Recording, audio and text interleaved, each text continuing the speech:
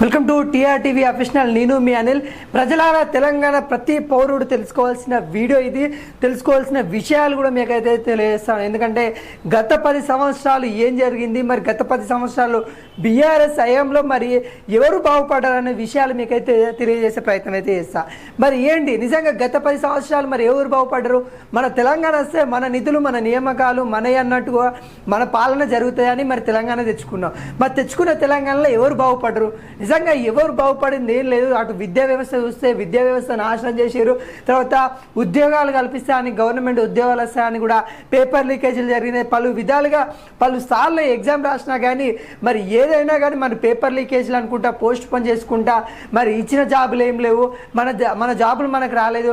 ఇక నిధులు అంటే ఆడ మేడిగడ్డ మనకు తెలిసిందే, అన్నారం కాబట్టి మేడిగడ్డ కాబట్టి ఆడ బొంగలు పడ్డ విషయం కావచ్చు, లేకుంటే ప్రాజెక్ట్ ఏదైతే ఉందో మొత్తం కుంగిపోయిన విషయాలు కూడా మనకు మొత్తం తెలుసు. అదేవిధంగా మొన్న చూసుకున్నట్లయితే సుంగిశాల ప్రాజెక్టు గురించి కూడా మనకైతే తెలుసు. ఆ ప్రాజెక్టు కూడా ఏ విధంగా కూలిపోయినది కూడా 90% బీఆర్ఎస్ హయాంలో జరిగింది. మరి వాళ్ళు ఏ విధంగా చేసిరు, మరి కాంగ్రెస్ గవర్నమెంట్ వచ్చిన తర్వాత వీళ్ళు ఏం చేసిరో తెలియదు కానీ గవర్నమెంట్ తెలంగాణ ప్రజలను అయితే నిండా ముంచిరు. మరి అదేవిధంగా ఇప్పుడు జరుగుతున్న విషయం ఏంటి, ఇప్పుడు ఏ విధంగా అయితే ఈ భవనం అందరికీ తెలుసు, చాలా మందికి కూడా ఈ భవనం గురించి చాలా విషయాలు కూడా తెలుసు. ఎందుకంటే గతంలో కూడా ఈ భవన్ పైన రేవంత్ రెడ్డి డ్రోన్ ఎగరేస్తాడని కూడా రేవంత్ రెడ్డి మీద అయితే కేసు ఇవ్వడం అయితే జరిగింది. అది కోర్టు విచారణ కూడా జరిగింది. ఏదైతే మా ఫామ్ హౌస్ మీద ఏ విధంగా మీరు పెత్తనం ఏంటి, మా ఫామ్ హౌస్ మీద మీరు డ్రోన్ ఏ విధంగా ఎగరేస్తారని కూడా కేటీఆర్ అప్పుడు రేవంత్ రెడ్డి మీద అయితే కేసు ఇవ్వడం అయితే జరిగింది. అదేవిధంగా ఈరోజు ఆ ఫామ్ హౌస్ గురించి ఒక్కొక్క విషయం బయటకు వస్తూ ఉంది. బఫర్ జోన్లో అంటే దగ్గరలో అంటే ఏదైతే చెరువు దగ్గర ఉందో బఫర్ జోన్ అయితే ఉంటాయి, ఆ జోన్ దగ్గర అక్రమంగా నిర్మించిన కట్టడం అని కూడా చెప్పడం అయితే జరుగుతూ ఉంది. మరి ఆ కట్టింది మరి కేటీఆర్ మరి ఏ విధంగా కడతారని కూడా చాలామంది అయితే ఏదైతే ఈ కమిషన్ ఏదైతే ఉందో హైడ్రా కమిషన్ కూడా అక్కడ నోటీసులు ఇచ్చినట్టు కూడా తెలుస్తూ ఉంది. మరి దాన్ని కూల్చివేయడానికి రంగం సిద్ధమైనట్టు కూడా తెలుస్తూ ఉంది. మరి రేవంత్ రెడ్డి సర్కార్ రివెంజ్ తీసుకుంటున్నా, లేకుంటే నిజంగానే అక్కడ అక్రమంగా కట్టడం అయితే జరిగిందనే విషయాలు కూడా మనకి ఇంకా పూర్తి విషయాలు తెలియాల్సి ఉంది. ఏది ఏమైనా కానీ గత 10 సంవత్సరాల నుండి మరి ఇలా ఫామ్ హౌస్ పేమెంట్లు కావచ్చు, లేకుంటే వాళ్ళు చేసిన ఏవైతే స్కీమ్లు ఏవైతే ఉన్నాయో స్కీమ్లలో స్కామ్లు కావచ్చు, అటు గొర్రెల స్కామ్ కావచ్చు, అటు రేషన్ బియ్యం సివిల్ సప్లై దాంట్లో కూడా స్కాములు జరిగినాయి. చాలా విధంగా ప్రతి దాంట్లో వాళ్ళు ఇచ్చిన ఏవైతే పథకాలు ఉన్నాయో దాంట్లో మనం నిజంగా మహిళలకు ఏదైతే మహిళా కిట్ ఏదైతే బాలింత కిట్ ఏదైతే ఉందో వాటిలలో తప్ప మిగతా ప్రతి దాంట్లో ఏవైతే స్కామ్లు ఉన్నాయో దాంట్లో స్కీములు జరిగినట్టే కూడా తెలుస్తూ ఉంది. ఏదేమైనా కానీ తెలంగాణ మొత్తం అప్లపాలు చేసింది బీఆర్ఎస్ పార్టీ అని కూడా కొంత వర్గాలు అయితే చెప్తా ఉన్నాయి. ఇప్పటికైతే ఈ ఫామ్ హౌస్ మీద అయితే ఇప్పటికే హైడ్రా కమిషన్ కన్నేసినట్టు కూడా తెలుస్తూ ఉంది. ఏవి రంగనాథ్ కూడా నోటీసులు పంపించినట్టు కూడా తెలుస్తూ ఉంది. మరి రీకౌంటర్గా ఇప్పటికే కేటీఆర్ ఉలిక్కి పడ్డట్టు కూడా తెలుస్తూ ఉంది. మరి అది ఏ విధంగా కూల్చేస్తారు, మరి ఇది మా మీద కావాలని చేస్తున్న చర్యలను కూడా చెప్పడం అయితే జరిగింది. అలా అంటే పొంగులేటి శ్రీనివాస్ సంబంధించిన ఫామ్ హౌస్ కూడా మీరు కూల్చేస్తారా? ఎందుకంటే అక్కడ వాళ్ళ పొంగులేటి ఫ్యామిలీకి సంబంధించింది పొంగులేటి రెసిడెన్సీ అయితే ఉండడం అయితే జరిగింది. అక్కడ కూడా బఫర్ జోన్ దగ్గరలోనే ఉంది. మరి దాన్ని కూల్చివేయడానికి మీకు గవర్నమెంట్ సిద్ధంగా ఉందా అన్నట్టు కూడా ప్రశ్నించిన తీరు కూడా తెలుస్తూ ఉంది. దీని మీద కూడా పొంగులేటి శ్రీనివాస్ అయితే మరి తను కూడా సమాధానం ఇచ్చారు.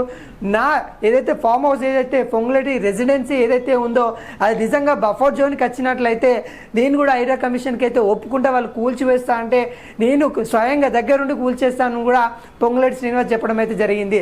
మరి ఏది ఏమైనా కానీ అవినీతిగా కట్టిన ఏదైతే చెరువులు కుంటలు అన్ని నాశనమయ్యే విధంగా కబ్జాలు చేసి మరి అక్కడ ఫామ్ హౌస్ లాంటి ఏర్పాటు చేసుకోవడం అయితే జరిగింది.